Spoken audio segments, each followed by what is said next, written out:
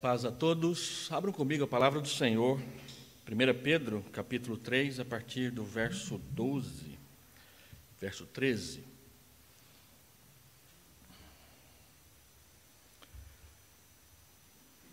Pedro 3, eu não vou ler o texto todo, ele é muito longo, vai até o capítulo 4, verso 19, mas eu quero ler alguns trechos desse grande parágrafo, ou dessa perícope, como vocês gostam de dizer aqui. E eu leio: Ora, quem é que vos há de maltratar se fordes zelosos do que é bom? Mas ainda que venhais a sofrer por causa da justiça, bem-aventurados sois. Não vos amedronteis, portanto, com as suas ameaças, nem fiqueis alarmados, antes santificai a Cristo como Senhor em vosso coração, estando sempre preparados para responder a todo aquele que vos pedir razão da esperança que há entre vós, fazendo-o todavia com mansidão e temor, com boa consciência, de modo que naquilo em que falam contra vós outros, fiquem envergonhados os que difamam o vosso bom procedimento em Cristo. Anda mais um pouco comigo, vai até lá no capítulo 4, verso 1. Ora, tendo Cristo sofrido na carne, armai-vos também vós do mesmo pensamento, pois aquele que sofreu na carne deixou o pecado, para que, no tempo em que vos resta na carne, já não vivais de acordo com as paixões dos homens, mas segundo a vontade de Deus. Anda mais um pouquinho.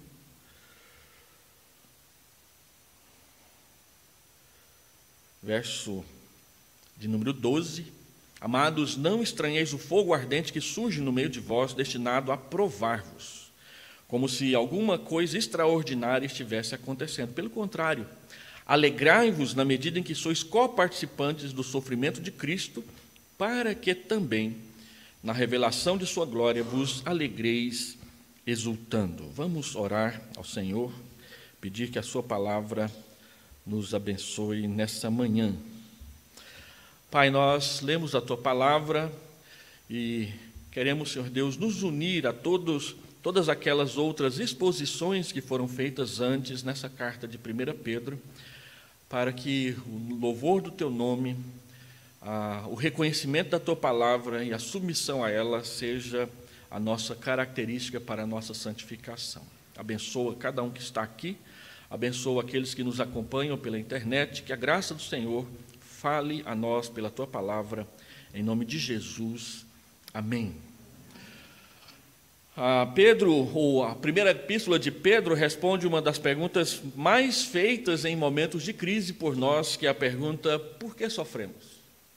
Quando você olha o livro, a primeira epístola de Pedro, ela já foi contextualizada aqui inúmeras vezes, você vai perceber que uma expressão aparece repetidamente, por pelo menos 6 vezes.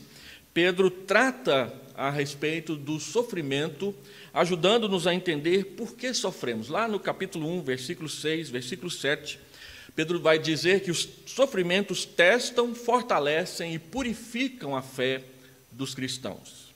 Capítulo 2, versículo 18 até o versículo 25, Pedro mostra para nós que o sofrimento faz parte da nossa vocação.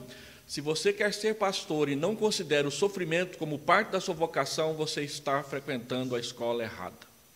Você vai sofrer, faz parte da sua vocação, mas nem por isso nós vamos viver a vida toda lamentando, murmurando, reclamando da vocação de Deus, porque junto com o sofrimento vem a glória do nosso Salvador. Nesse grande bloco que nós vamos tratar nessa manhã, nós encontramos 3 das referências de Pedro a respeito do sofrimento. Ele diz, em primeiro lugar, versículo 8 até versículo 18 do capítulo 3, que o sofrimento dá oportunidade para o testemunho. Quando sofremos, em vez de nos unirmos àqueles que reclamam e acusam Deus de não ser bom, a Bíblia diz que esta é uma grande oportunidade para falarmos de Jesus, da sua graça, do seu sofrimento por nós na cruz e a salvação resultante disso como testemunho cristão à humanidade. Capítulo 4, verso 1 a verso 6, Pedro nos mostra que o sofrimento ele exerce uma influência santificadora no nosso coração, na nossa alma. Quando sofremos em obediência, o sofrimento nos santifica. Quando sofremos em desobediência, isso nos afasta do Senhor.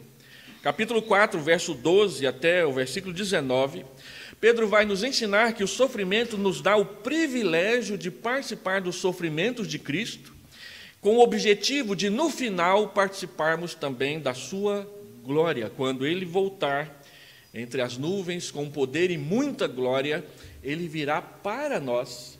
E a Bíblia diz que nós seremos elevados aos céus, nos encontraremos com ele lá, e onde ele estiver, nós estaremos também para sempre.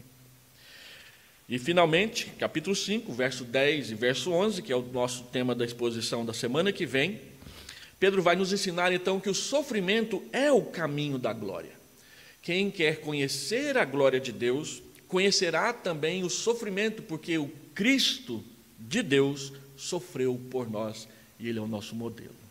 Aqueles que andam como Cristo andou, e que também sofrerão neste mundo por causa da perseguição, encontrarão no final a glória de Cristo, e não simplesmente a dor e o fracasso. Portanto, no parágrafo anterior, Pedro fez um apelo à fraternidade.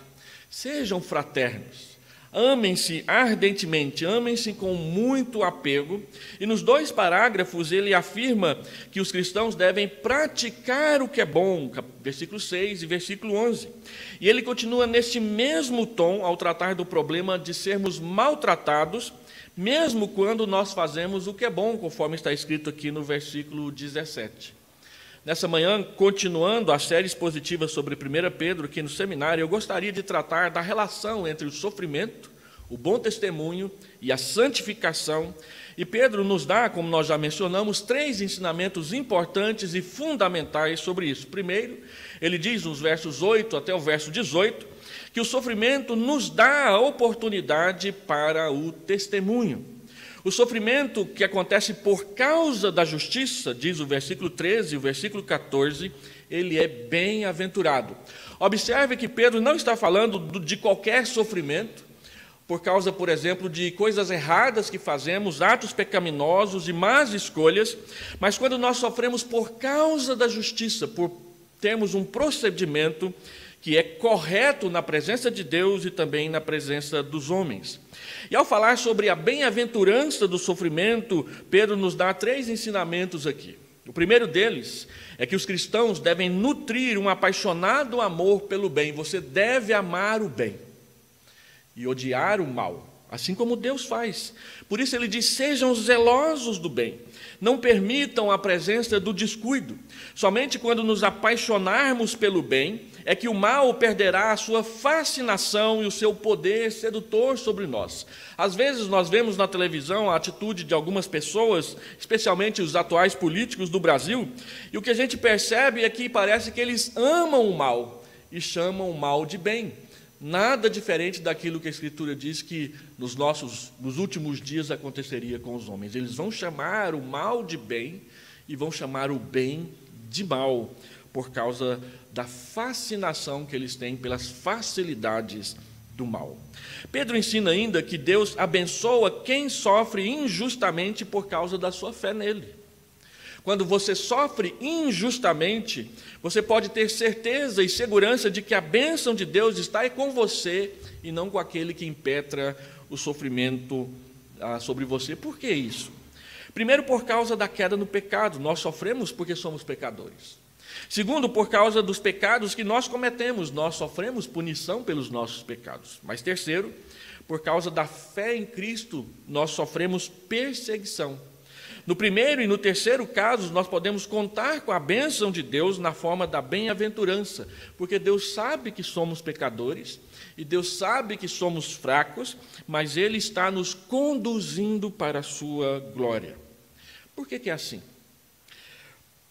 Pedro vai dizer que para os cristãos, Deus e Cristo estão acima de tudo em suas vidas. Não importa as ideologias políticas de direita, de esquerda, de centro-direita, de isso, daquilo outro. Não é isso que deve governar a nossa vida, não são as filosofias de vida. O que governa a nossa vida é Cristo. Cristo está acima do PT, Cristo está acima do PL, Cristo está acima de qualquer partido político, de qualquer governo autoritário, totalitário, ou até mesmo constitucional que possa estar liderando um país. Nós vamos aquilatar um governo ou outro por causa de Cristo, porque é assim que a Escritura sempre fez. Josafá foi um bom rei porque ele guardou a aliança e andou nos caminhos de Davi, seu pai. Acabe foi um péssimo rei porque ele abandonou a aliança e não andou no caminho de Davi, seu pai. Então, o critério de julgamento é a aliança com Deus, é a fé em Deus e não as circunstâncias socioculturais, econômicas e políticas que estão ao redor de nós. E nesse quesito, nas últimas eleições, nós derrapamos.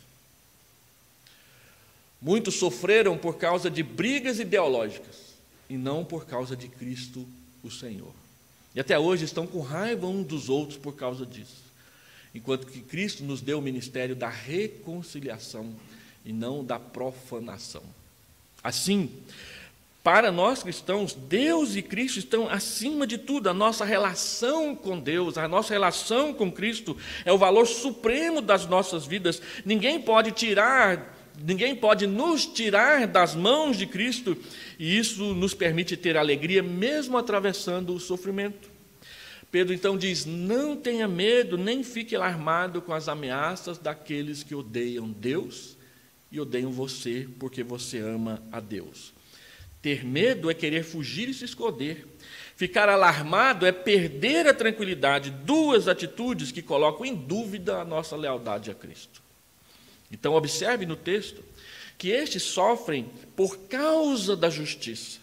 E Jesus disse que os que sofrem perseguição por causa da justiça são bem-aventurados. Mateus capítulo 5, versículo 10. Pedro então nos alerta, versículo 15 e 16, esteja sempre preparado para defender a sua fé em Cristo. Esses versículos 15 e 16, eles nos chamam a atenção. E o versículo 15 ele é muito conhecido, muito citado e muito decorado. Pelo menos antigamente se decorava muito o versículo 15 para recitar. Hoje em dia nem tanto. Mas o Dr. Russell Shedd diz que esses versículos que nós gostamos muito de citar e que são muito decorados, eles são assim exatamente por causa do teor do ensino que eles trazem, tanto para fortalecer a fé, quanto para consolar em momentos de dificuldade.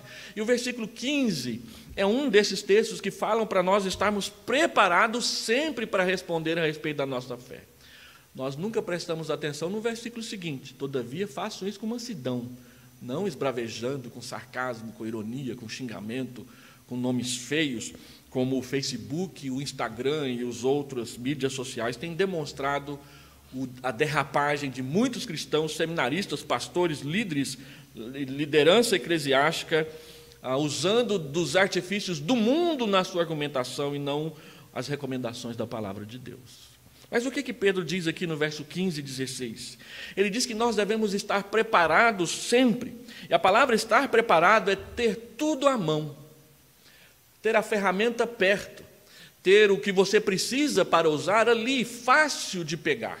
Então, memorizar, conhecer, entender a doutrina para poder apresentar Cristo. Como nós fazemos isso? Primeiro, santificando a Cristo como Senhor no coração, submetendo-se à ordem, à liderança, ao pastoreio, ao ensinamento, ao doutrinamento de Jesus, não da esquerda, não da direita, não do Soaci, não do Foucault, não de quem quer que seja, mas daquele que escreveu a palavra. Assim, a primeira instrução de Pedro é a santificação. Santificar é separar do comum para o especial. Assim como Deus nos santificou, separando-nos para Ele, nós também precisamos santificar a Cristo em nossos corações, dando-lhe um lugar especial. Isso acontece quando nos submetemos a Ele e o reconhecemos como o nosso Senhor. Isso significa obedecê-lo, obedecer aos seus mandamentos, priorizar as suas demandas.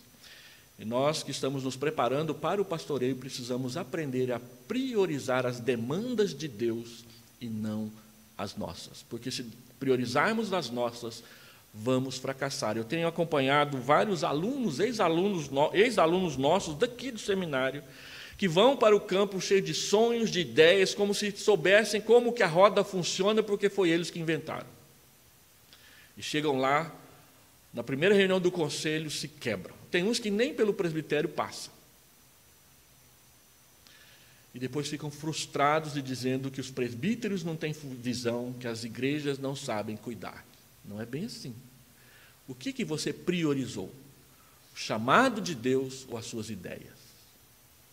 Às vezes nós confundimos umas coisas com as outras, e é somente conhecendo e santificando a Cristo por amar a sua palavra é que nós aprenderemos a lidar com essa dificuldade de discernimento no nosso coração. Assim, a segunda instrução de Pedro aqui a respeito do santificar a Cristo é que isso nos deve levar a estar sempre preparados para responder sobre a fé. Estar sempre preparados envolve estudar, envolve aprender, envolve querer conhecer. E nós temos uma tendência muito grande à acomodação. Se nós andamos com Cristo, nós renovaremos sempre a nossa caminhada com Ele. É interessante quando Pedro usa aqui a palavra responder, que ele usa uma palavra que nós gostamos muito, a palavra apologia, que é defesa. Somos chamados a sofrer defendendo a fé que nós professamos e a esperança dentro da qual nós vivemos, porque as pessoas vão pedir razão. E você sabe as razões? Aquelas que sustentam a sua fé? As razões que sustentam a sua fé são sociológicas, são psicológicas, são filosóficas, são teológicas, ou vêm da relação pessoal daquele que te conheceu e se apresentou a você. Cristo não é uma doutrina, embora nós saibamos muitas doutrinas a respeito dele. Cristo é um ser pessoal. Ele é uma pessoa divina, com uma natureza humana e outra divina, que se relaciona conosco, que se entristece das coisas erradas que fazemos e que também se alegra com as nossas vitórias e festeja com a gente. Ele nos chama a andar junto dele. Então Pedro diz: santifiquem, estejam preparados e respondam. Mas não respondam de qualquer maneira. Ele diz no verso 16, respondam com mansidão, respondam com temor, respondam com boa consciência. Ele não diz responda com sarcasmo, ele não diz responda com ironia sórdida, ele não diz responda com uma figura de linguagem que alfineta, ele diz responda com mansidão.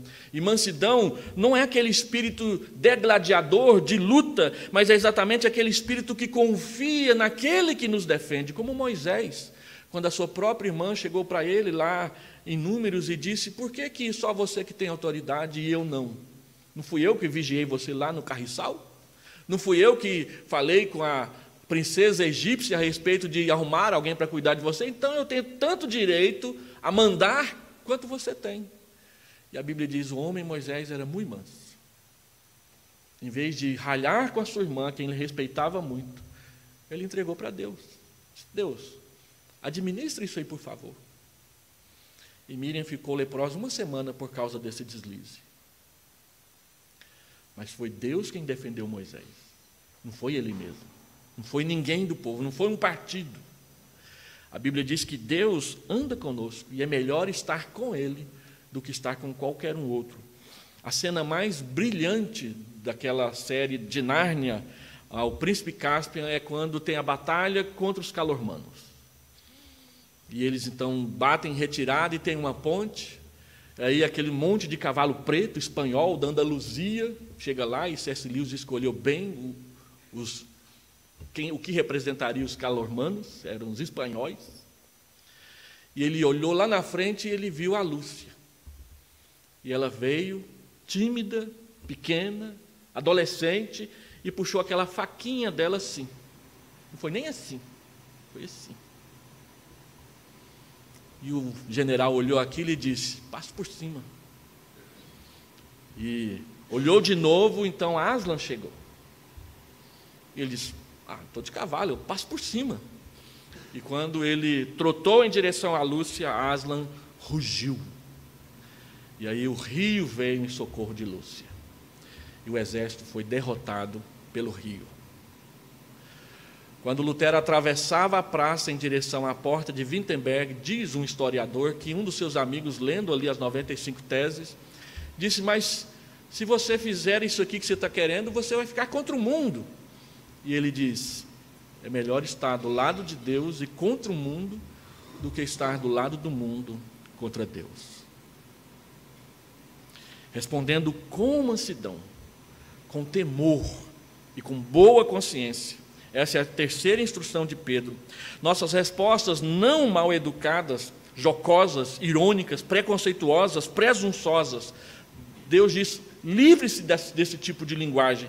Pode servir para a filosofia, para a oratória e para o mundo acadêmico, mas não serve para o meu povo. E alguns de nós têm prazer em aprender esse tipo de linguagem. Vá no Facebook. A forma como vários pastores, como várias mulheres líderes cristãs argumentam defendendo ideias cristãs é horrível. É um mau testemunho. E depois, aquele monte de comentário bajulador dizendo: é isso mesmo, é isso mesmo, é isso mesmo, parecendo aquele camarada que vai pular do prédio, os outros dizem: pula mesmo, pula mesmo, pula mesmo. A Bíblia diz que Moisés era muito manso porque ele confiava em Deus, não porque ele era descuidado, largado. A palavra do Senhor nos chama a fazer isso com uma boa consciência. Nós não argumentamos do jeito que o mundo argumenta. Por quê? O argumento de Pedro é contundente: é melhor sofrer praticando o bem do que o mal. Uma vez perguntaram para Mahatma Gandhi: mas por que o senhor defende o pacifismo? E ele diz: nós vamos sofrer, não vamos? Então eu escolhi sofrer fazendo o que é certo. Muitas pessoas sofrem fazendo o errado. Nós cristãos sofremos fazendo o que é certo. De todo jeito você vai sofrer. Então sofra fazendo o que é certo, não o que é errado. Pedro explica a razão então da sua motivação. Se for da vontade de Deus, Deus vai abençoar. Escolha o melhor, escolha a ótica de Deus, não a ótica do mundo. E lembre-se sempre que Cristo é o nosso modelo no sofrimento, porque Ele sofreu. Nós sofremos também. Ele é o nosso modelo. E Pedro diz: Cristo morreu pelos nossos pecados. A sua morte foi única e foi suficiente, ela não vai acontecer de novo. O tratamento dado por Deus ao pecado foi definitivo e custou a vida do seu filho enquanto ele esteve aqui na terra, e nós estamos comemorando isso essa semana. Ele então diz que Jesus é o justo que sofreu pelos injustos, porque a morte de Cristo foi vicária, foi substitutiva, foi a nosso favor. E o objetivo de Cristo era nos conduzir a Deus. Ele sofreu para nos levar para Deus, não simplesmente para fazer festa e depois ir embora. Ele nos sofreu para que nós conhecêssemos a Deus. Ele nos levou até Deus. E ele então foi morto na carne, mas ele ressuscitou e foi vivificado no Espírito. E esse foi só o primeiro argumento. Segundo, Pedro ensina para nós então, do verso 1 ao verso 6 do capítulo 4, que o sofrimento exerce uma influência santificadora sobre nós. Ele afirma que o sofrimento nos santifica quando nos armamos da mesma atitude de Cristo. Cristo é o nosso modelo no sofrimento quando ele sofreu no corpo. Então, o sentido da afirmação de Pedro aí no capítulo 4 é que assim como Cristo sofreu injustamente, nós devemos estar conscientes de que sofreremos do mesmo modo, pelas mesmas razões, ou seja, por causa de uma vida separada dos pecados que as pessoas comumente praticam e acham que não tem problema nenhum. Um homem chamado Roy Nixon, ele disse o seguinte: o grau de divergência da má compreensão e de maus tratos dos cristãos muitas vezes indica a eficiência da sua separação e do seu testemunho. Nós não devemos temer os que podem nos machucar apenas o corpo. Cristo que devemos temer apenas porque é Ele quem pode fazer perecer no inferno tanto o corpo quanto a alma. Não é o diabo quem nos leva para a perdição. A nossa salvação, e esse é o grande tropeço do C.S. Lewis, segundo muitos falam, não é um acordo entre Aslan e a feiticeira branca. Não é um acordo entre Deus e o diabo. Deus é quem condena, também é Deus quem salva. Ele é o justo juiz e Ele apresentou a sua vida para nos livrar da condenação. Então Pedro nos leva adiante dizendo que nós devemos ter o mesmo pensamento de Cristo, assemelhando-se à linguagem que Paulo usa em Filipenses 2, a partir do verso 5. Pedro diz, olha, nós devemos ter o mesmo pensamento de Cristo, a mesma enóia, a mesma palavra usada por Paulo. A palavra enóia só aparece aqui e em Hebreus capítulo 4, 12, quando lá em Hebreus 4, 12 diz, porque a palavra de Deus é viva e eficaz e mais cortante do que qualquer espada de dois gumes, penetra até o ponto de dividir a alma e o espírito, juntas e medulas, e é apta para discernir os pensamentos e os propósitos, enóia do coração. E ela tem o sentido de noção, de concepção, de entendimento. Se nós entendemos do mesmo jeito que Cristo entendeu, será mais fácil enfrentar o sofrimento. Mas se nós ficarmos resistindo a isso, o sofrimento será maior. Enóia significa literalmente aquilo que ocupa a sua cabeça, aquilo que está lá dentro. Nós reclamamos muito porque o que está na nossa cabeça é a ideia de que nós merecemos, nós merecemos, nós merecemos. Por isso não podemos sofrer. Mas nós não merecemos, nunca merecemos, jamais mereceremos. Tudo foi feito por Cristo, em Cristo, através de Cristo e para a glória de Cristo. Paulo diz isso em Colossenses capítulo 1. Então, quando você sofre na mesma perspectiva de Cristo, Pedro diz, quem sofreu no corpo abandonou o pecado. Quando nós aprendermos a termos a mesma atitude de Jesus, nós vamos vencer com mais facilidade os pecados que cometemos. Mas enquanto estivermos lutando, os pecados não só nos seduzirão, como nos farão sofrer mais do que o necessário. Assim, o sofrimento, quando corretamente entendido, tem a capacidade de nos mostrar o perigo de nos fazer desistir de continuar no mesmo caminho que Cristo andou. Quem se mantém firme na fé durante o período de sofrimento, prova ou tentação, atravessou o rio, chegando do outro lado mais amadurecido, mais experimentado e mais capacitado a vencer outra vez. Pedro diz, então, verso 2 e verso 3, que somos santificados pelo sofrimento, quando Deus o usa para nos levar a viver sobre a sua vontade. Quando, entendendo o motivo, a razão e o propósito do sofrimento, nós tomamos a atitude de obedecer, Deus nos santifica nesse momento. E é interessante que quando nós tomamos esta atitude, nós sabemos lidar melhor e com mais paz com o sofrimento. Por isso Pedro usa a expressão para quê, que indica o propósito de Deus quando dá o sofrimento é nos santificar. E ele então diz, no tempo que nos resta, a nossa vida antes da morte e da ressurreição, andemos assim, porque nós perdemos muito tempo com bobagem, o tempo todo. Picuinhas do nosso coração, reclamações desnecessárias na presença de Deus. Pedro diz que nós devemos gastar as nossas vidas no serviço a Deus e não buscando prazer naquilo que o desagrada e que tanto nos envergonha na presença dele. Pedro diz mais, ele diz que nós não devemos viver de acordo com as paixões dos homens, mas devemos buscar a Deus em santificação cada dia. Qual que é o tipo de vida dos homens? Pedro usa uma lista.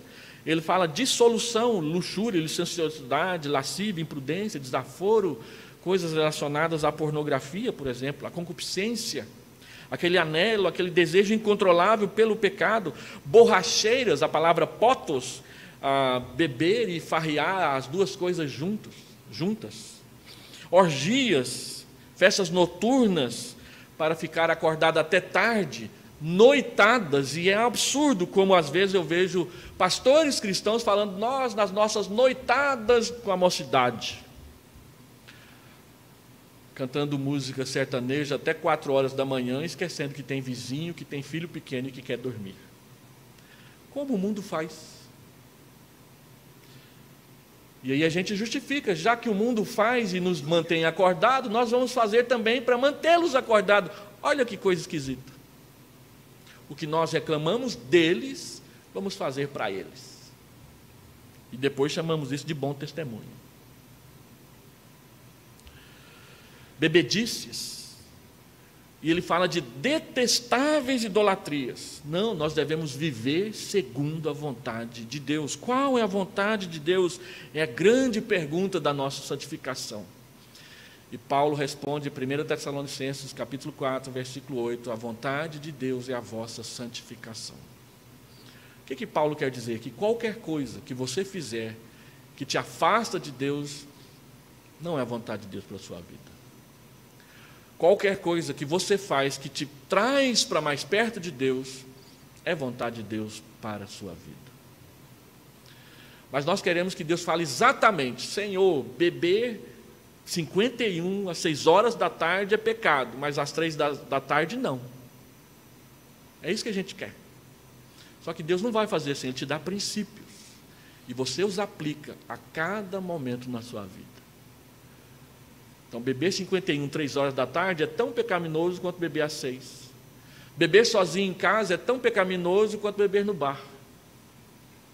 Se isso vai te levar à bebedeira.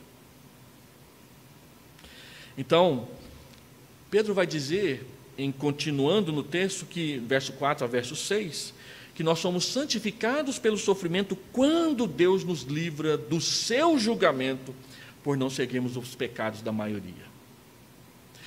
Eles nos difamam estranhando a nossa conduta diferente. É um absurdo, disse James Cameron, quando filmou o Titanic, e aí perguntaram, por que você colocou uma cena de um marinheiro dando um tiro nas pessoas, sendo que naquele navio não tinha uma arma sequer? E ele disse, eu coloquei aquela arma lá porque ninguém acreditasse se eu dissesse. Que coisa estranha. Não tem uma arma no navio com aquele montão de gente, nenhuma arma, mas não tinha. Porque eles eram cristãos.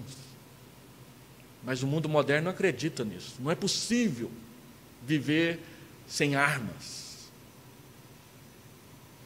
Uns querem desarmar porque querem controlar. E os outros querem armar porque também querem controlar.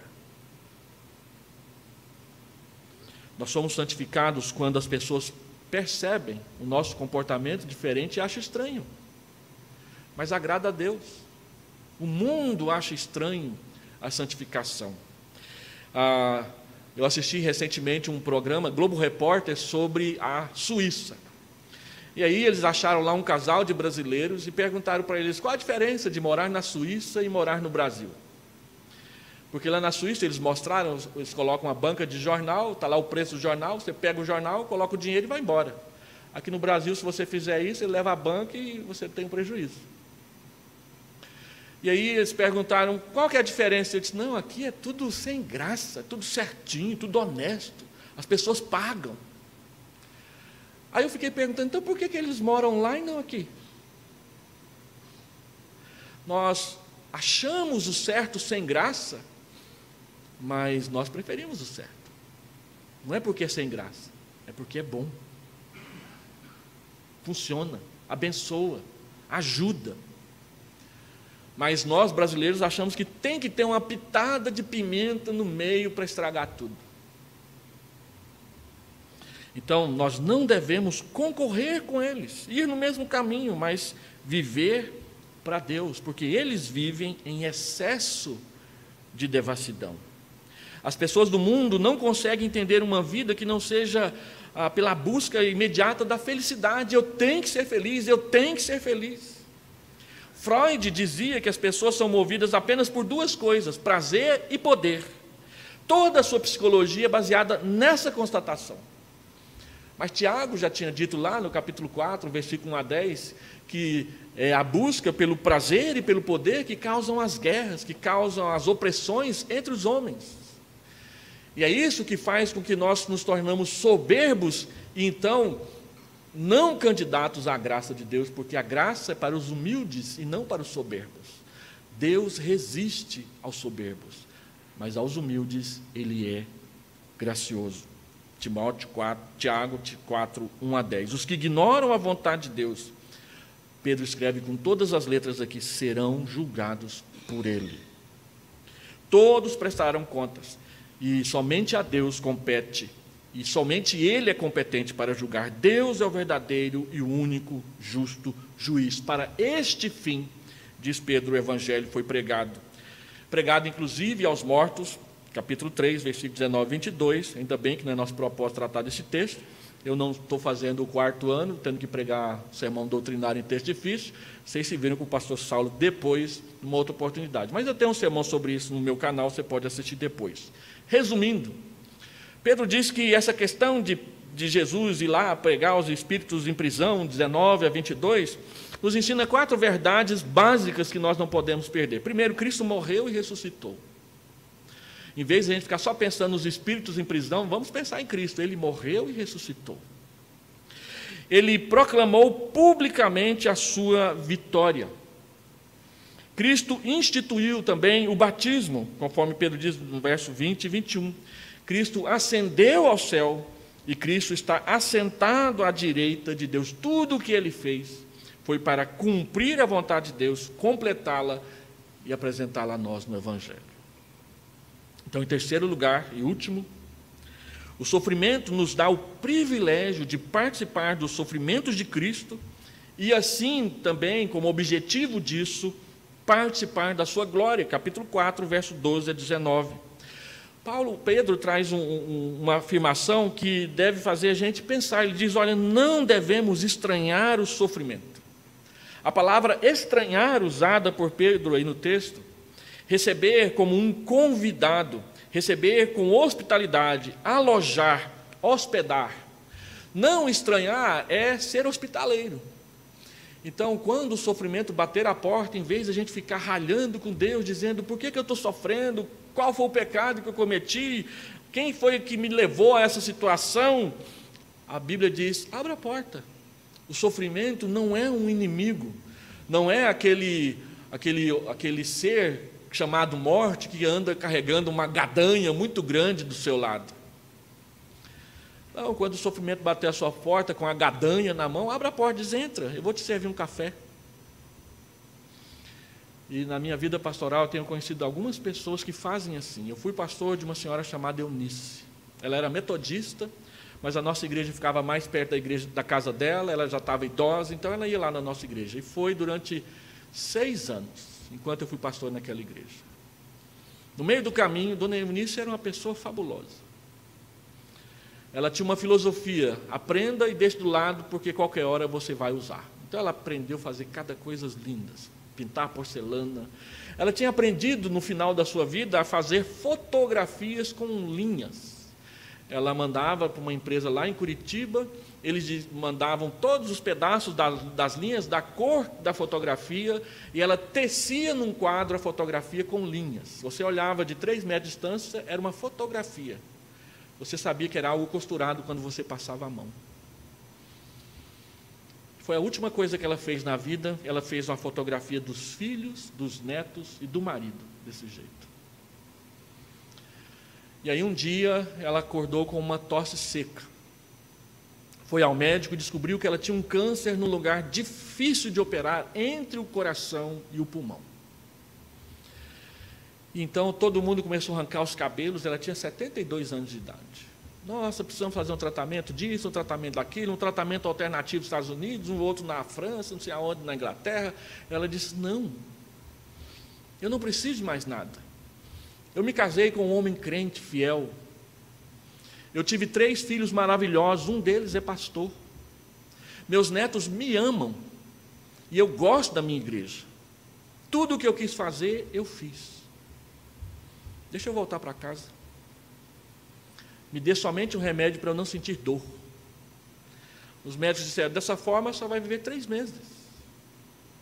Ela viveu 6. Às 3 horas da manhã, ela dormiu no Senhor, ao lado do seu marido, sem dor. Como ela era metodista, o culto fúnebre foi lá na primeira igreja metodista. E eu fui lá. Como eu tinha sido seu pastor nos últimos 6 anos, o pastor da igreja metodista me deu o privilégio de também pregar naquele dia. ela abraçou a morte e serviu um café para o sofrimento. E morreu em paz. O meu sogro, batista, só foi presbiteriano os 3 meses da vida dele, os 3 últimos. E ele falava assim: não quero morrer não, eu tenho medo de sentir falta de ar. Mas aí, no último dia, sereno, em paz, aos 92 anos de idade, no leito do hospital, ele descansou e não teve medo de ficar sem respirar. Deus nos prepara para isso. Sofrer por causa de Cristo não é novidade para os cristãos. Então, quando o sofrimento bate, é melhor recebê-lo bem, hospedá-lo bem. Vai fazer muito mais bem para você e para o seu testemunho. Todos nós, quase todos nós, pelo menos a minha geração, conhece a história de Joni Eareckson Tada. Era uma menina promissora, aos 16 anos de idade foi mergulhar no mar, não viu uma rocha submersa, quebrou o pescoço, ficou tetraplégica. Ela diz no seu livro que ficou 6 meses brigando com Deus, porque eu queria ganhar medalha de ouro nas Olimpíadas de salto ornamental. Mas estou aqui, olhando para esse chão, de cabeça para baixo, depois olhando para o teto, de cabeça para cima. Então ela parou de olhar para o próprio sofrimento e começou a olhar para os outros ao seu redor que estavam em situação semelhante. Ela disse: puxa vida, que mau testemunho que eu estou dando aqui. Então ela resolveu usar a sua enfermidade e a sua tetraplegia para a glória de Deus. Pregou o evangelho no mundo inteiro. No último Comiban, em 89, em Manila, ela foi uma das preletoras principais. E ela falou de Jesus. Abrace o sofrimento. Ele não é estranho, ele não é um desconhecido, ele não é um bandido que quer entrar na sua casa. Sirva-lhe um café. Você vai perceber que você sofrerá menos e ainda abençoará outros ao seu redor, lidando com isso. Nos últimos dias da vida do Dr. Russell Shedd, nós aprendemos aqui no seminário a admirá-lo muito pela influência que ele teve sobre nós. Ele estava com câncer, estava prestes a morrer, e ele então, nos últimos sermões que ele teve condições de fazer, ele falava sobre o céu. Ele disse: olha, daqui a pouco eu estou indo para lá. Eu vou ter o privilégio de que quando você chegar, poder estender a mão e apertar a sua mão na entrada. Você também vai para lá? A morte, o sofrimento, faz a gente pensar nas coisas que realmente importam. De que lado da porta você está? Do lado de dentro? Ou ainda está do lado de fora, sem querer entrar? Não tem mais tempo para ficar esperando. Consagre a sua juventude como um tempo estratégico para a glória de Deus. Pedro diz que nós devemos nos alegrar por sermos coparticipantes dos sofrimentos de Cristo, porque nós também seremos coparticipantes da sua glória. Um privilégio sofrer por causa de nós. Portanto, se Deus quer nos provar-nos, se Deus quer nos preparar para a revelação da sua glória, o fim do sofrer por Cristo, diz Pedro, é uma alegria exultante. E ele retoma a mesma afirmação lá do capítulo 1, versículo 8, que aqueles que não conhecem a Jesus fisicamente, mas o amam com uma alegria indizível, exultante. E os irmãos que estão se tornando especialistas em Jonathan Edwards vão se lembrar que o Tratado das Afeições Humanas é todo ele baseado em 1 Pedro 1, 8, aquela alegria indizível e cheia de glória. Por causa de quê? Por causa de amar Jesus. Assim, quando somos injuriados, o Espírito de Deus repousa sobre nós. Pedro diz: não tenha vergonha de sofrer como cristão, verso 15, verso 16. Não há promessa de bênção para quem sofre fazendo o que é errado, o assassino, o ladrão, o malfeitor, aquele que se intromete nos negócios dos outros e fica supervisionando a vida dos outros desnecessariamente. Nós não devemos nos envergonhar de sofrer como cristãos. Nós não devemos ficar aí desfigurando o rosto, andando triste, ficar cobrindo o rosto. Não, ande o melhor que você puder e glorifique a Deus com esse nome, porque o juízo de Deus sempre começa na sua casa. Nós oramos por um avivamento no Brasil e nos esquecemos que quando Deus for avivar o Brasil, Ele vai limpar primeiro a sua igreja. É ali que Ele vai começar a usar a pá e a vassoura. Na nossa igreja, no nosso meio. Há poucos meses nós acompanhamos o novo reavivamento em Asbury. Quantas perguntas, quantas afirmações. Mas o que os diretores lá em Asbury disseram, olha, nós só queremos cumprir a palavra e não atrapalhar o máximo possível o que o Espírito Santo quer fazer no nosso meio. E ele Stengen diz, que história é essa de reavivamento? Se reavivamento é estar cheio do Espírito, é o normal para a vida do crente. Então, não estar avivado é que é o problema. Ser avivado é o normal. E nós estamos, então, sempre vivendo abaixo do normal. Porque muitas vezes, não estamos cheios do Espírito Santo. Não estamos andando em obediência à sua palavra. E Pedro diz, a ocasião do juízo de Deus já chegou. Está aí, às portas. Deus julga a igreja com justiça. Se Deus julga a igreja com justiça, como será com os ímpios? Pergunta Pedro. Se é com dificuldade que nós vamos comparecer diante de Deus, e o ímpio? Pedro então diz, se entreguem às mãos de Deus, sofram segundo a sua vontade, encomendem as suas almas para Deus. E deixa eu fazer aqui algumas aplicações, se eu ainda der tempo. Primeiro, nós começamos essa exposição citando a frase, sejam zelosos do bem. Sejam zelosos do que é bom, zelem pelo que é bom. Comecem aqui nessa casa. O que é bom nessa casa? Zelem por isso. Em vez de sair daqui, saindo falando mal do seminário, como tantas vezes a gente vê, por que você não fala do que é bom e do que você aprendeu aqui? Zelo exige esforço, disciplina, controle da língua. Não desista logo quando chegar o momento de enfrentar o difícil. Quem disse que o difícil não é bom? Eu me lembro quando um pastor, que foi pastor da minha igreja, ele não pregava um sermão muito bom, não. Mas um dia ele chegou ao púlpito e disse, olha, leiam Jeremias 17, que eu estou preparando um sermão nesse texto. Ele ficou um mês avisando que ia pregar em Jeremias 17. Aí lá no final do mês ele pregou Jeremias 17, sermão expositivo. Gente, que sermãozaço. Eu não me lembro de uma palavra do que ele disse, mas eu lembro que foi bom demais. E que naquela noite eu voltei para casa assim, querendo mais. Naquela época eu era muito mais petulante do que eu sou hoje. Terminou o culto, eu esperei todo mundo embora, eu cheguei no pastor e perguntei, pastor, que sermão bom, hein? Por que o senhor não prega sempre assim? Ele respondeu. Ele disse, eu não prego sempre assim porque eu acho difícil. Porque eu acho difícil. Preparar um bom sermão expositivo é difícil mesmo. Agora a pergunta é, vale a pena? Quando eu comecei a pregar sermões expositivos lá no meu primeiro ano de ministério, na primeira igreja que eu pastoreei, eu era licenciado, portanto tinha um tutor. A esposa do meu tutor chegava para mim e falava assim, seu sermão não tem mérito. Você só fala o que está lá no texto. E eu disse para ela, mas esse é o mérito do meu sermão. Na terceira vez que eu preguei e ela ouviu, ela falou assim, eu estou começando a entender o que você está falando.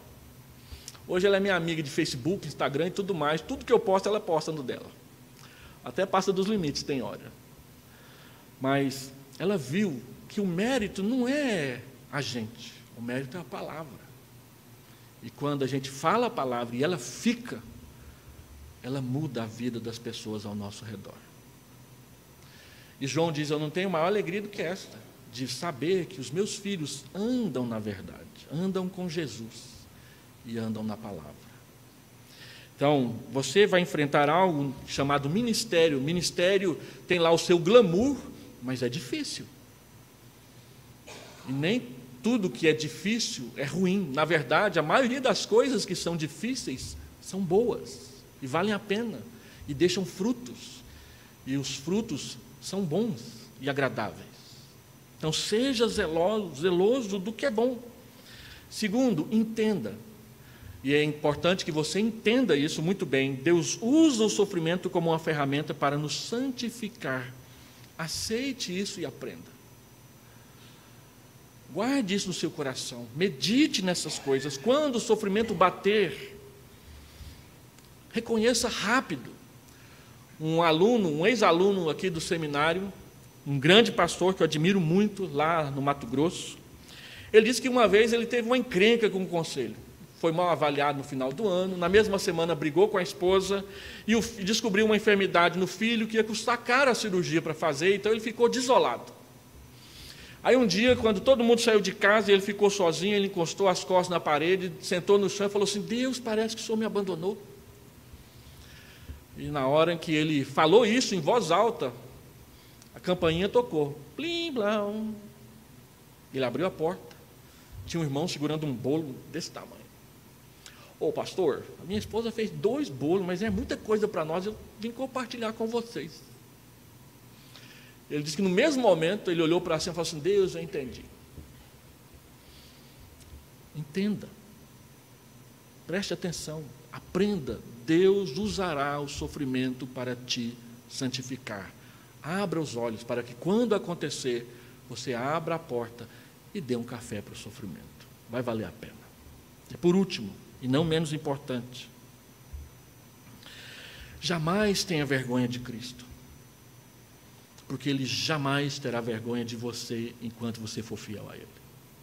Aqueles que me testemunharem diante dos homens, eu os testemunharei diante do meu Pai. Mas aqueles que me negarem diante dos homens, eu os negarei diante do meu Pai. Não tenha vergonha de Jesus nunca. Tenha vergonha de si mesmo, mas de Jesus nunca. E eu termino. 1 Pedro, capítulo 3, verso 15, diz: antes, em primeiro lugar, acima de tudo, pense nisso em primeiro lugar. Antes, santificai a Cristo no vosso coração. Coloque as coisas ali perto, fáceis. Use-as para a glória de Deus. Oremos.